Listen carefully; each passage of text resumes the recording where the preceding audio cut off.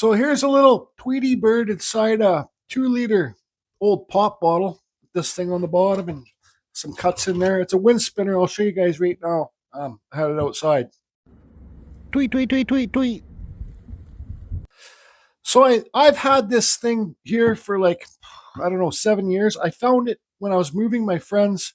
My friend's mom passed away and they lived in the house forever. I found this in the basement. So I have never seen one of these before. Some of you guys might have seen this, but I thought it might be good for somebody to make with their kids or somebody just to make. Here's cream soda. You guys like cream soda? Floats with chocolate ice cream? I do. So here's a cream soda bottle, and we'll figure out how to do this. I've already made one. I forget what happened to it. I gave it away. I had a template for all these things cut in here, and I think I threw it away. This is just a dollar store bird. It's a little foam bird, just like that bird inside there, but this one's a blue bird. But anyways, let's get this cream soda label off. I think probably will come off good with a heat gun where it's sticky there. So yeah, I just got a heat gun here. These videos are not the easiest for me to make because, well, I'm so used to carving and doing the routines. But let's get this off of here. You don't want to melt the plastic.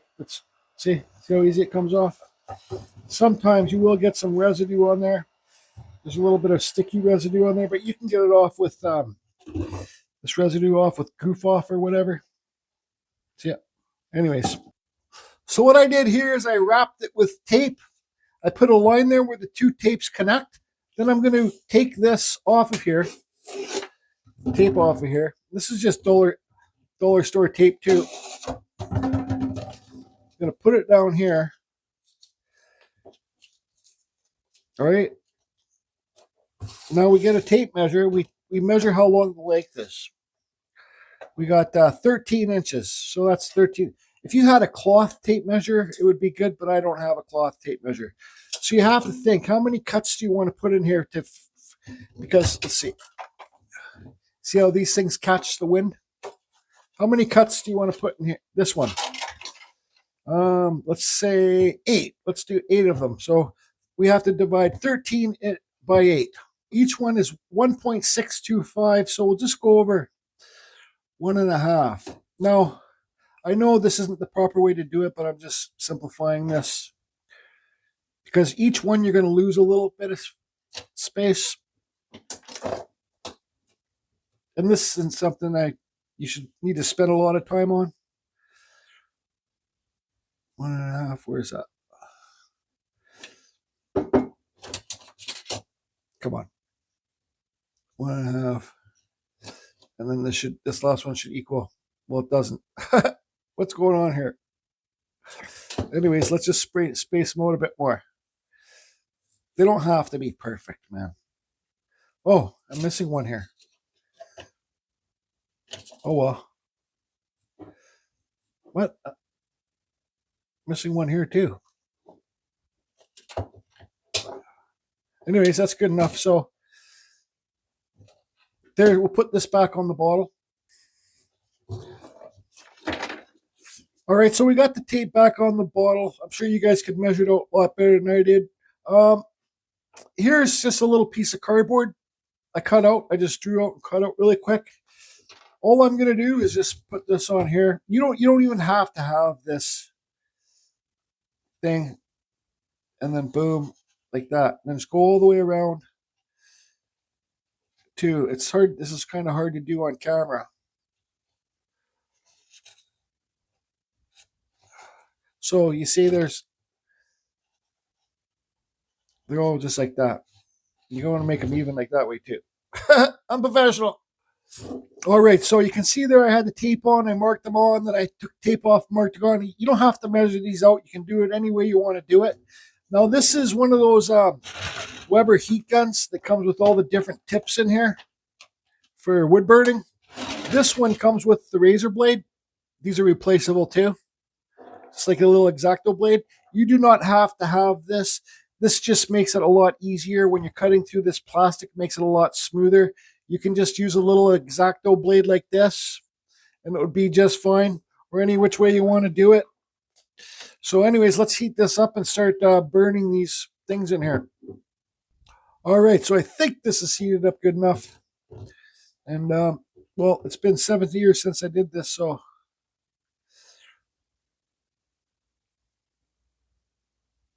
Oops.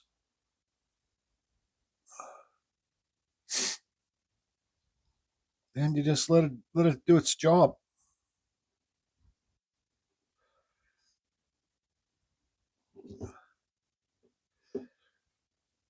I tried with a normal X-Acto blade before, and it didn't have heat, and it was kind of hard to get smooth cuts.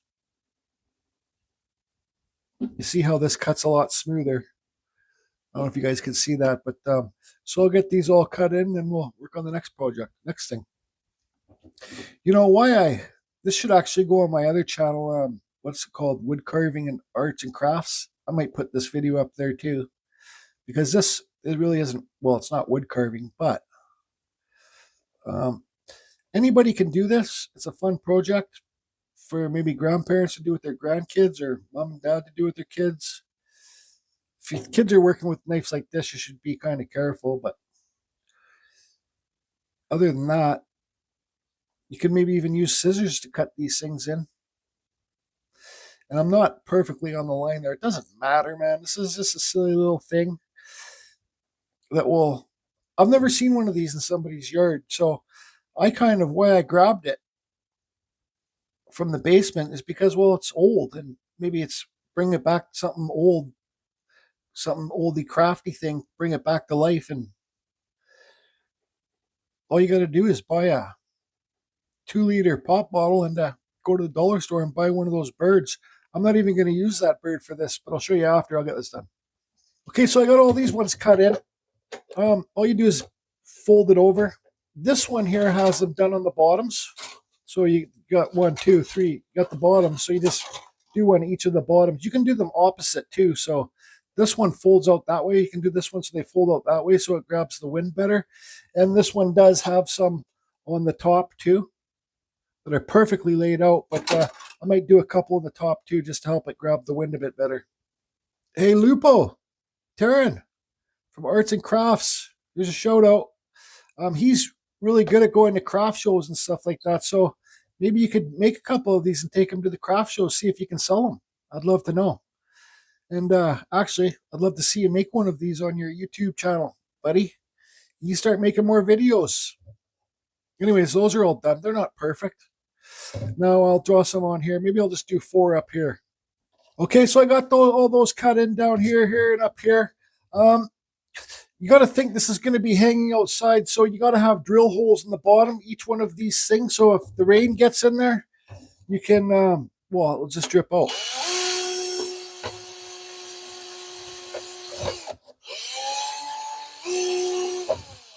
Probably would have been easier to do the drill holes before I did those slot things.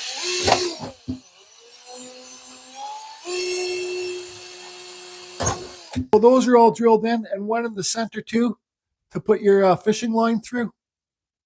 And we need to do one in the center of the cap as well. Maybe what I suggest for the cap is to get a hot pin and push that through so the hole's not so big. But anyways, we're on schedule here. So all we do now is with these bits, we just get them up. Did I use a heat gun before? Then you just start folding them back. Like that. Fold them all back. Now, you got to make sure you make your holes big enough so you can get your bird through here. But I'm not going to use a bird. I'm going to use this. I carved this little gnome, and I got it glued and screwed onto some cottonwood bark here. And I'm going to put that in here, but I don't know if I'm going to be able to get it through these holes.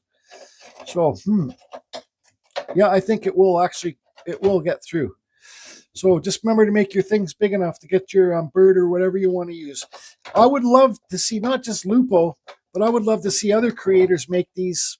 And you can send me pictures through Facebook or on email at canadianwhatdude@gmail.com. Now another thing too, you got to get this pen off. I don't think I have any rubbing alcohol here. So the thinner pen that you get would be the better. I don't have any rubbing alcohol here, so I don't know if I'm going to be able to get all these pen marks off. But anyways, I'm just rushing to get this done.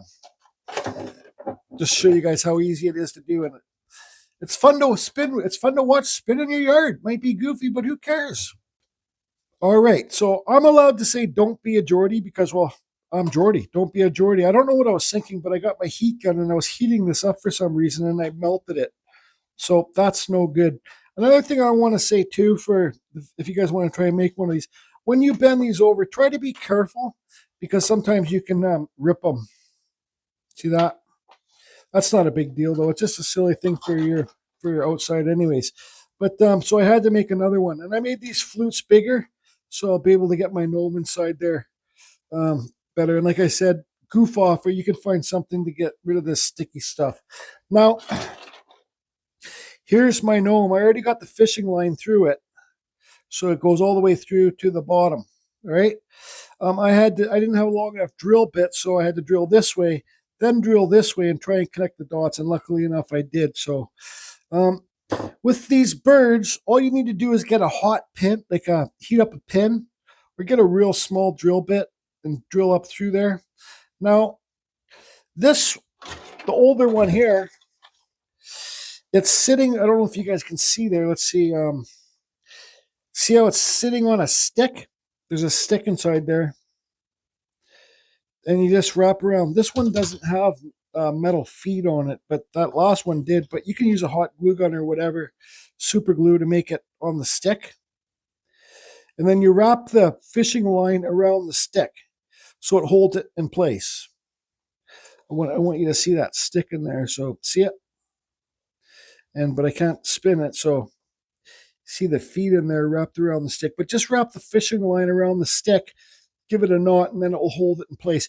You got to think of, when you're doing this fishing line, where do you want your bird or gnome to sit? So I think this is just basically common sense. Now, the gnome, I have nothing, like the bird has a stick tied around, but I have nothing here to tie it around. So I got these beads, and I got bigger ones too. So I'm going to tie a knot around one of these beads here and make it so the gnome will stop at the little bead. All right. And then give yourself lots of room with the fishing line, because, well, you want to make sure you do it right at the first time, if that makes sense. I don't know if I'm making sense here. So there's the bead, tied a knot in the fishing line, comes through the bead. Boom, there's your gnome on your fishing line. So now we got to get the gnome in there, put the fishing line through the bottom, and put the fishing line through the cap. So here's the first bird one. That's the original. I think it's a lot easier to do if you get yourself a bird. But then again, it's a lot funner to do if you carve something to put in there too.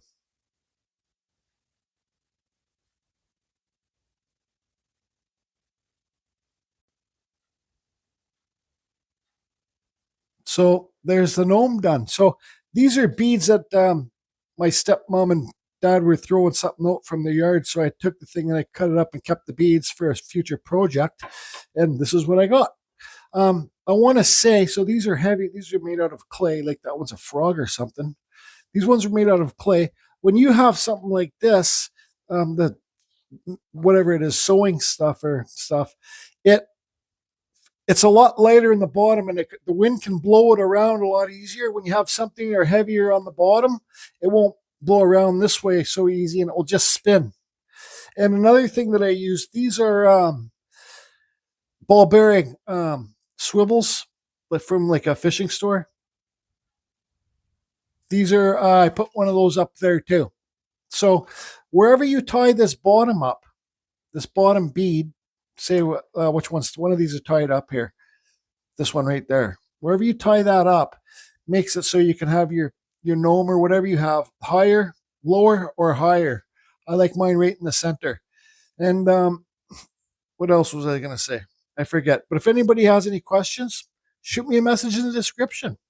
I think it's a fun piece. You can even carve a bird, put in there. You can carve a wood spirit, put in there. I'd love to see anybody doing this, bring the old vintage stuff back to life. I don't know how vintage this is from the pot. I don't know when they started making these pop bottles, but I'm telling you right now, that was in our basement for a long time, and it was super dusty. So Anyways, if you guys have any information on these or know where they came from or who started them, let me know in the description too. We'll put this outside. It's not that windy, but we can go like this.